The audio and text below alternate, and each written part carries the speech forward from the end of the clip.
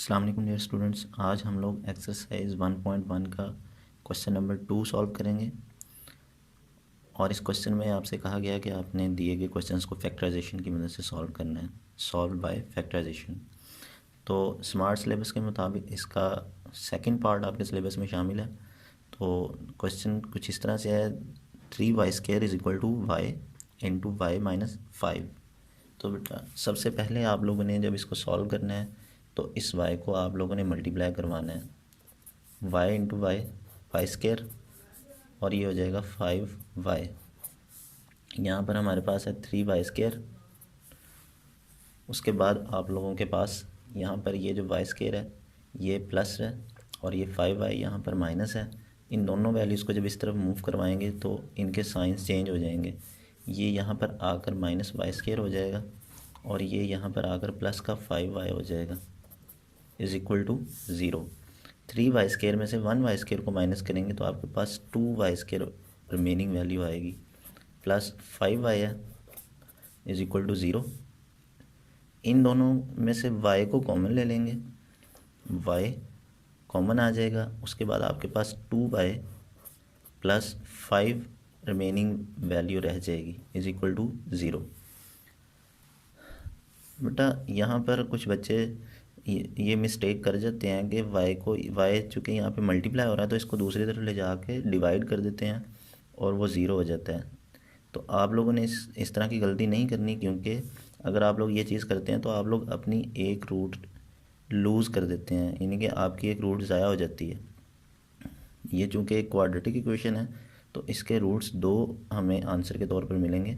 तो हम लोगों ने इस केस में इसको आइदर और नोर वाला केस बनाना है, यानी कि y इज़ इक्वल टू 0 लिखेंगे और 2y plus 5 is equal to 0। यहाँ पर y इज़ इक्वल टू 0 ये एक रूट हमें ये मिली है और दूसरी रूट कुछ इस तरह से बनेगी, ये 5 इधर प्लस था इधर आके माइनस हो जाएगा और y 2y के साथ मल्टीप्लाई हो रहा था यहाँ पर आकर डिवाइड हो जाएगा। इस तरह से हमें 2 रूट्स मिल जाएंगी और इसका हम सॉल्यूशन सेट लिख लेंगे।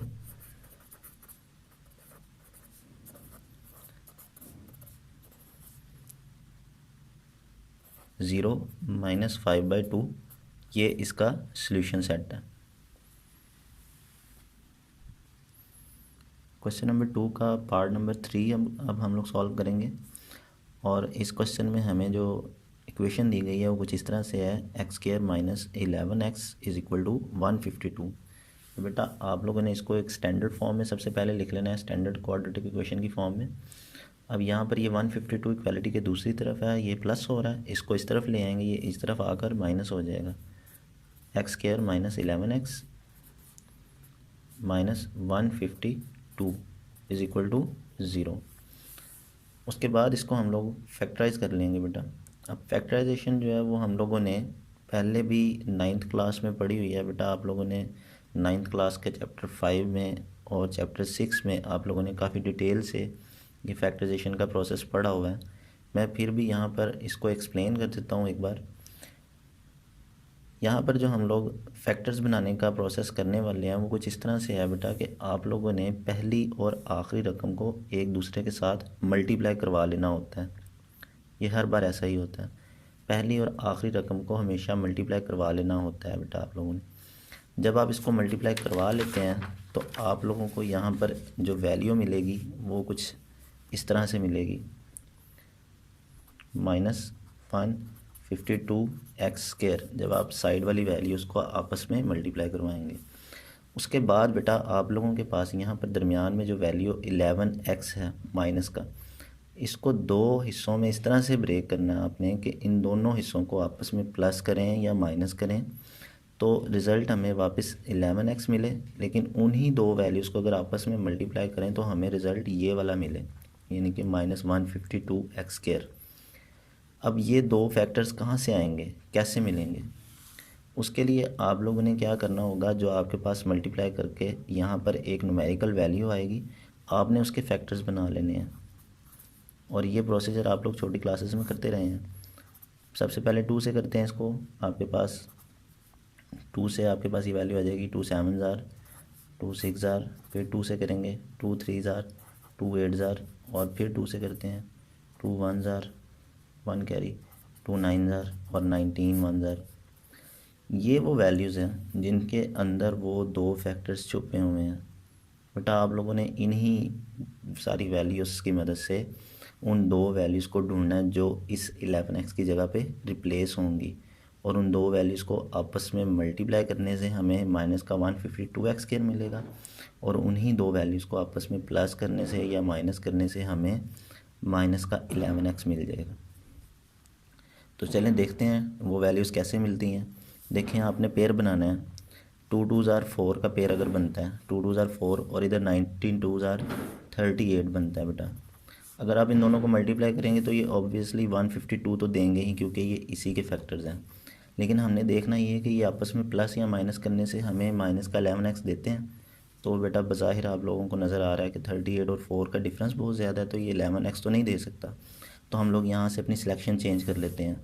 हम क्या करते हैं, यहाँ पर इन तीनों वैल्यूज़ को आपस में मल्टीप्लाई करके एक वैल्यू बनाते हैं। 2 2 ज़ार 4, 4 2 ज़ार 8, 8, और इधर से हमारे पास 19 रिमेनिंग वैल्यू है। 19 और 8 का हम लोग पेयर बनाते हैं। तो बेटा देखें इनको मल्टीप्लाई करके तो ये वैल्यू आ ही जानी है, लेकिन इसको प्लस या माइनस करने से चेक करना है हमने कि ये हमारी रिक्वायर्ड वैल्यू बनाती है या नहीं बनाती। देखें अगर दोनों प्लस के रख दिए जाएँ तो ये 27 बनेगा अगर दोनों प्लस के रख दिए जाएँ, और अगर दोनों माइनस के रख दिए जाएँ तब भी 27 बनेगा। फ़र्क ये आएगा कि ये प्लस का 27 होगा और ये माइनस का 27।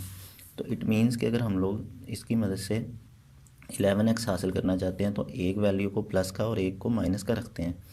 तो फिर चेक करते हैं, अब जो कि हमें रिक्वायर्ड वैल्यू माइनस की चाहिए तो हम बड़ी वैल्यू के साथ माइनस का साइन यूज़ करते हैं। मैं 8 को प्लस का यूज़ करता हूँ और 19 को माइनस का यूज़ करता हूँ। उससे क्या होता है आप देखें, प्लस माइनस माइनस साइन बड़ी वैल्यू का लगता है हमेशा। 19 में से 8 को माइनस करेंगे तो आपके पास 11 रिमेनिंग वैल्यू आएगी। इट मीन्स कि ये हमारा करेक्ट पेयर है जो हमारी दोनों कंडीशंस को पूरा करता है। ये देखें अब अगर इसको मल्टीप्लाई करेंगे तो प्लस माइनस माइनस आएगा, 19 को 8 से मल्टीप्लाई करेंगे तो 152 आ जाएगा, और वो हमारी ये वैल्यू थी। तो हम लोग क्या करते हैं, 11x की जगह पर माइनस का 19 और प्लस का 8 रिप्लेस करवा देते हैं। x² minus 19x plus 8x minus 152 is equal to 0। यहाँ से पहली दो वैल्यूज़ में से x कॉमन आ जाएगा और आपके पास x माइनस 19 रिमेनिंग वैल्यू आएगी।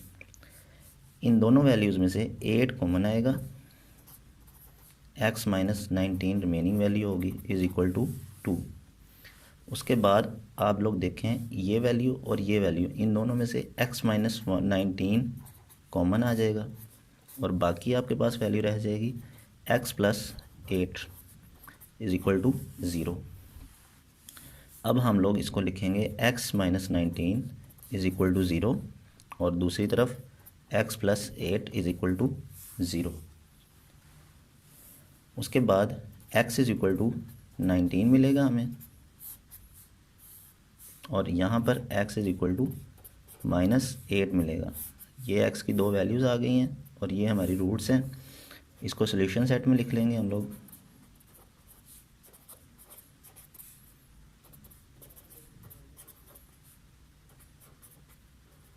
और ये हमारा फाइनल आंसर है। जी स्टूडेंट्स, अब हम लोग क्वेश्चन नंबर 2 का 5th पार्ट अटैम्प्ट करेंगे, और ये क्वेश्चन हमारे पहले किए गए दो क्वेश्चंस की निस्बत थोड़ा सा लेंथी होगा। उसकी वजह ये है कि ये हमें एक क्वाड्रेटिक इक्वेशन की फॉर्म में नहीं दिया गया। तो हमारी इसमें जो फर्स्ट जॉब, यानी कि हमारा फर्स्ट इसके अंदर जो पहला काम है ना, वो ये है कि हम लोगों ने इसको पहले स्टैंडर्ड क्वाड्रेटिक इक्वेशन में बदलना है, उसके बाद हम लोग इसको सॉल्व करेंगे। तो आइए देखते हैं कैसे करेंगे। बेटा आप लोगों को स्टैंडर्ड फॉर्म में कन्वर्ट करने का मेथड क्वेश्चन नंबर 1 में मैंने आप लोगों को एक्सप्लेन किया था। सेम उसी तरह से हम लोगों ने उसी प्रोसीजर को फॉलो करना है। इसमें जो हमारे पास लेफ़्ट साइड पे वैल्यू है, इन दोनों का एलसीएम लेंगे बेटा। सबसे पहले इन दोनों का LCM x into x plus 1 आएगा। एलसीएम को आपने हमेशा इधर वाली वैल्यू से डिवाइड करवाना होता है। जब आप इसको इससे डिवाइड करवाएंगे तो सेम वैल्यू कैंसिल हो जाएगी, और ये दोनों वैल्यूज़ बैक की जो रह जाएंगी वो आपस में मल्टीप्लाई होंगी। अब ये चूँकि दोनों वैल्यूज़ सेम है तो आप लोग इसको एक बार लिख के इसके ऊपर स्केयर लगा सकते हैं, ठीक है बेटा। उसके बाद आप लोगों ने ये वाला साइन लगाना होता है। नेक्स्ट आप लोगों ने ये जो वैल्यू आपको दी गई है एलसीएम है, ये एलसीएम आप लोगों ने इस वैल्यू से डिवाइड करवाना है। जब आप इसको इससे डिवाइड करवाएंगे तो ये वैल्यू इससे कैंसिल हो जाएगी और आपके पास एक्स वैल्यू बाकी बचेगी, वो ऊपर वाली वैल्यू से मल्टीप्लाई हो जाएगी और हमारे पास एक्स स्क्वायर आ जाएगा। बेटा इस मेथड को अगर आप लोग दोबारा डिटेल से समझना चाहते हैं तो आप लोग इसका क्वेश्चन नंबर 1 जो है वो दोबारा से चेक कर लें, आपको वहाँ पर ये डिटेल में सॉल्व किया हुआ मिल जाएगा और आपको वहाँ से, मुझे उम्मीद है कि वहाँ से समझ आ जाएगी। यहाँ पर हमारे पास 25/12 रिमेनिंग वैल्यू है। उसके बाद आप लोगों ने यहाँ पर इसका स्केयर ओपन करना है बेटा, स्केयर ओपन करना है और ये फार्मूला आप लोग पहले भी यूज़ कर चुके हुए हैं। मैं यहाँ पर एक बार दोबारा से आप लोगों को बता देता हूँ। आप लोगों ने फार्मूला पढ़ा हुआ है a + b इसका होल स्केयर, ये इक्वल टू होता है a² + b² + 2ab। इस फार्मूले के तहत आप लोगों ने इसको ओपन करना है x + 1 को। तो बेटा देखें उसके मुताबिक आप लोगों के पास यहाँ पे आ जाएगा x² + 1 का स्केयर प्लस 2 × 1 × सॉरी यहाँ पर x आएगा, यहाँ पर 1 आएगा और प्लस x², ये वाला x² है ये। और उसके बाद आप लोगों ने फ्रैक्शन के नीचे वाली वैल्यू लिख देनी है। चाहे तो इसको मल्टीप्लाई करवा लें आप लोग, x² + x हो जाएगा, x से मल्टीप्लाई होगा x² और x 1 से मल्टीप्लाई होगा तो x आ जाएगा, इज़ इक्वल टू 25/12।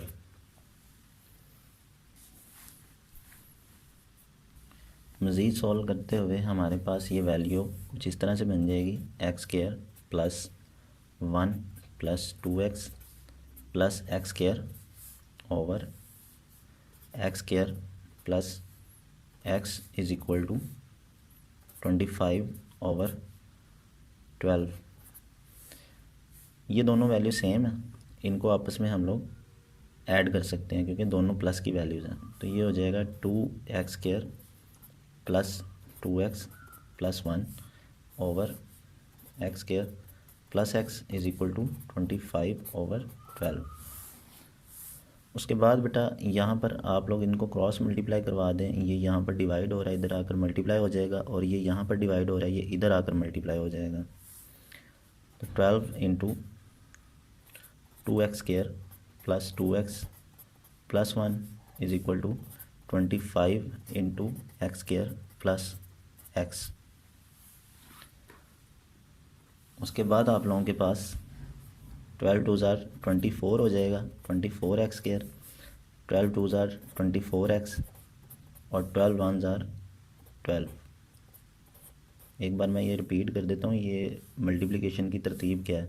ये 12 पहले जो है ना वो यहाँ पर इससे मल्टीप्लाई हो जाएगा और उसके बाद इससे मल्टीप्लाई होगा और लास्ट पर 1 से मल्टीप्लाई होगा। इसी तरह से 25 ने पहले इस वैल्यू से मल्टीप्लाई होना है और उसके बाद इस वैल्यू से मल्टीप्लाई होना है। तो आपके पास यहाँ पर आ जाएगा 25x² + 25x। उसके बाद बेटा आप लोगों ने इन तमाम वैल्यूज़ को एक साइड पर ले जाकर लिख लेना है। मैं इन सब वैल्यूज़ को इस तरफ लेकर आ रहा हूँ। यहाँ पर मेरे पास रह जाएगा 0 इज़ इक्वल टू 25x² है पहले से लिखा हुआ। यहाँ पर जो x² वाली वैल्यू है उसको उसके साथ ही जाकर लिख देते हैं, ये प्लस हो रहा है उधर जाके ये माइनस हो जाएगा। इसके बाद हमारे पास 25x है, ये 24 इक्वालिटी के इस तरफ प्लस था, इधर आएगा तो ये इधर आकर माइनस हो जाएगा और लास्ट पे हम लोग लिख देंगे -12। इनको सॉल्व करते हैं तो हमें यहाँ पर मिलेगा x² और इनको सॉल्व करते हैं तो हमें यहाँ पर मिलेगा x - 12। बेटा सिंगल वैल्यू क्यों मिली है, क्योंकि 25 में से 24 को माइनस कर रहे हैं हम लोग, इसी तरह से 25 में से 24 को माइनस कर रहे हैं, ये वैल्यू मिल जाएगी हमें। और आप लोग इसको इस तरह से भी लिख सकते हो x² - x - 12 is equal to 0। उसके बाद आप लोगों ने इसको फैक्टराइज कर लेना है, जैसे अभी इससे पहले वाले क्वेश्चन में मैंने आपको तरीका बताया, और साथ ही मैंने आप लोगों को ये भी बताया कि आप लोग 9th क्लास में इसके बारे में काफ़ी डिटेल से पढ़ चुके हुए हैं। तो बेटा देखें, आप लोगों के पास यहाँ पर x square plus 4x minus 3x minus 12 is equal to 0 mention करेंगे। ये दो वो वैल्यूज़ हैं जिनको x की जगह पर रिप्लेस करवाएंगे तो हमारे पास प्रॉपर फैक्टर्स मिल जाएंगे हमें। अब हम लोग इन दोनों में से x कॉमन लेंगे और हमें यहाँ पर मिलेगा x प्लस 4 और इसमें से -3 कॉमन आएगा तो x प्लस 4 यहाँ पर भी आ जाएगा इज इक्वल टू 0। उसके बाद यहाँ पर हमें मिलेगा x प्लस 4 कॉमन आएगा इन दोनों वैल्यूज़ में से, और रिमेनिंग वैल्यू हमारे पास x minus 3 is equal to 0। इसके बाद आप लोगों के पास x plus 4 is equal to 0 आएगा, और next x minus 3 is equal to 0 आएगा, x इज इक्वल टू -4 हो जाएगा और x इज इक्वल टू 3 आ जाएगा।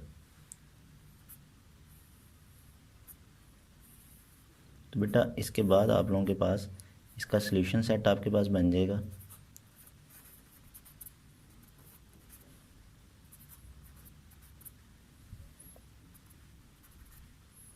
-4 और 3। इसके साथ ही हमारा क्वेश्चन नंबर 2 एक्सरसाइज 1.1 का कंप्लीट हो चुका हुआ है। मैं उम्मीद करता हूँ कि आप सब बच्चों को इन सवालों की समझ आ गई होगी। मज़ीद अगर किसी बच्चे को किसी भी चीज़ में कोई मसला हो वो मुझसे सवाल कर सकता है, पूछ सकता है। मिलते हैं नेक्स्ट लेक्चर में, तब तक के लिए अल्लाह हाफिज़।